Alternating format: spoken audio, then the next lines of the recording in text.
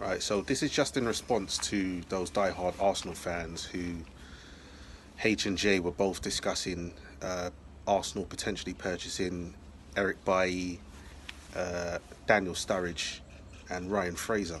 So I'll start at the back. Eric Bailly, solid defender, physical specimen, but as everyone knows, he's injury prone.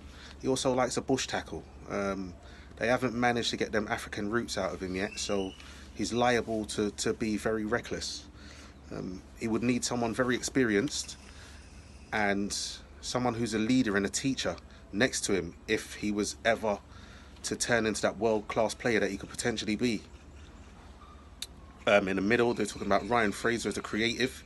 Obviously, Ozil's getting paid 300 grand a week, God knows what for, but it's just one of those things. For me personally, I think that get rid of Ozil, but Ryan Fraser's not proven yet. He's only had one good season, so I'd probably look at what does he do in his second season, and then potentially look at purchasing him. So he's one that I probably wouldn't look at just yet. And lastly, as for Daniel Sturridge, he's been at a lot of the major big clubs. So he's been at Chelsea, he's been at Man City, he's been at Liverpool,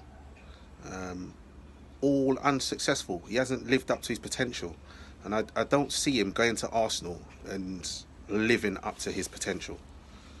So for me, I probably wouldn't purchase any of those players just yet. Like I said, the centre-backs that Arsenal have currently got are not experienced enough in terms of giving Eric Bailly the support that he needs. Don't get me wrong, I think two of those players, Bailly and Sturridge, do fit the Arsenal mould because they are sick notes. They don't play many games. They play the odd occasional good game, but most of the time they're all over the place.